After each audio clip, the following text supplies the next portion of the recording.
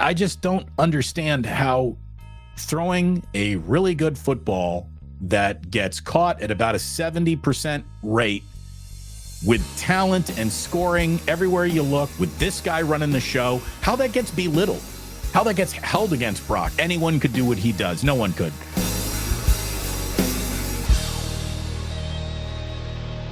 Would you trade this for that? That's how I want to do this. I'm going to go over the 12 quarterbacks in front of them and tell me. Well, the ranking I think is fine. But when you see the groupings under the headlines, right, that's where this thing gets kind of like, what the fuck are you guys even talking about at Pro Football Focus? I almost retweeted that and said Pro Football Focus today lost a ton of credibility because of how they labeled Brock Purdy and how they labeled the people in his category. But go ahead. So it starts with number one. And let's be honest, there's not a single team in the NFL that wouldn't trade their starting quarterback for Patrick Mahomes. And Mahomes is in tier one, and that tier is called Mahomes. He's all by himself, which I thought is totally appropriate. Absolutely it is. Patrick Mahomes is the only player in the NFL where, without question, the general manager would trade his starting player for your starting player, sight unseen, salary not even given. Every team in football would trade their starting quarterback for Patrick Mahomes. He is in a group of one. The second quarterback grouping is called Tier 2, and it's the elites. And only 3 players make the group of elites: Lamar Jackson, Joe Burrow, Josh Allen. And I would agree with that. Yeah, I'm not going to argue with any of that. And I got no problem with those guys being grouped as elite because they are elite. I think Lamar proved to Niner fans and football fans everywhere on Christmas night exactly how elite he was. Tier 3, known as postseason caliber quarterbacks. And again, this is where I think the insult to Purdy comes in, because if your category is called postseason caliber quarterbacks, why not consider one guy whose season has never ended in anything but a postseason? But okay, we'll go splitting those hairs in just a second. The tier 3 postseason caliber quarterbacks are Justin Herbert at 5, Dak Prescott at 6, who was terrible head-to-head against Purdy, 3 picks. Go ahead. Matthew Stafford, Aaron Rodgers, Jalen Hurts, CJ Stroud. Of all of those quarterbacks, Larry, the only quarterback in that group that I would have a conversation would be CJ Stroud. CJ Stroud looks pretty freaking good. Very special early on in his career here. Doesn't have quite the resume that Brock does, but was thrown into a situation that didn't look very good, and he elevated the entire situation around him and his play. He looks very special. I'm certainly not trading Brock for Aaron Rodgers for age at this point in time. I'm not trading Brock for Jalen Hurts. I'm not trading... Which was amazing because I did a video on this last year saying that these are the same guy, because they had like 75 traits that were the same as far as height, hand size, weight, religion, leadership style, everything. I cross compared these guys, a couple years ago when the Niners played the Eagles in the NFC Championship game, and I realized there's so many similarities between Purdy and Hurts. And I did a video on it. It was like people were like, "You are absolutely crazy. You're crazy to think that Purdy's in the category of Hurts. Hurts is worlds better than Purdy."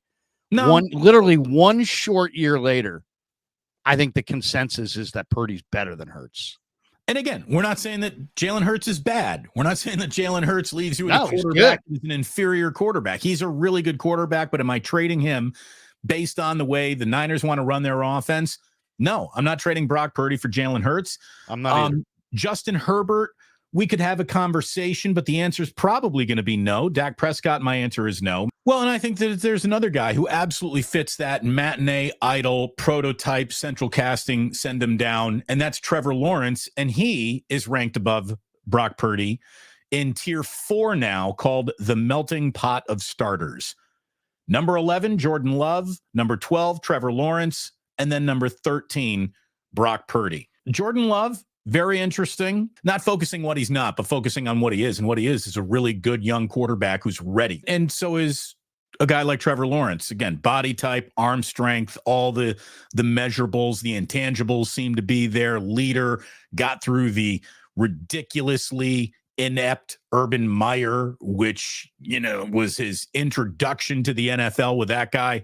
Brock Purdy dwarfs him in individual game production, grand total of a season production, team success. I mean, I don't know if I am trading Brock Purdy for Trevor Lawrence. How do you do a ranking like this?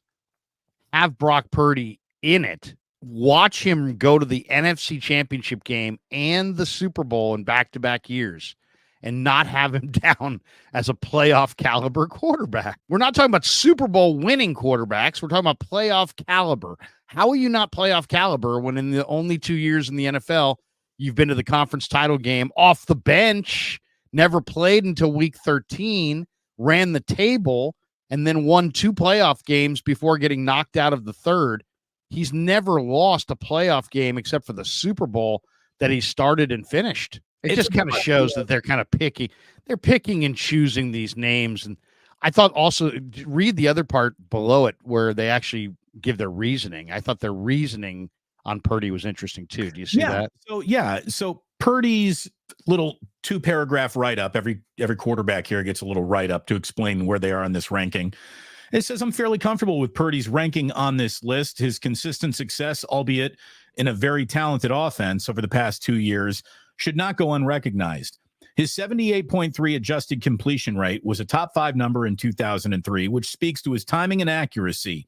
His 5.4% big-time throw percentage shows that even with below-average arm talent, he's good enough anticipator to make things happen.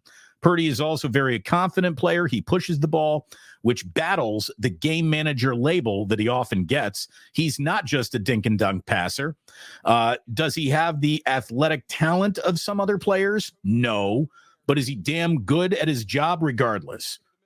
Okay, so it seems like they sort of get it, but then they also don't get it all the same time that they're sort of getting it. My question, I guess, would be this, Larry. Why is the talent that Brock Purdy is surrounded by scored against him in such a manner it needs to drop him out of the top 10, but the talent around the other quarterbacks is never even considered or brought up as a talking point? Well, and I don't understand either, because we've watched enough football to know that calling Brock Purdy unathletic just means you're wrong. Right. I mean, there's nothing unathletic about the kid. Is he someone who's about to lead all quarterbacks in rushing? The answer is no, and you wouldn't want him to. You don't want your quarterbacks to lead all quarterbacks in rushing. It exposes too much, and it's also maybe a little bit of an admission that we got to get this done more with his feet. Look, Lamar Jackson, I'm not here to say anything bad about Lamar Jackson.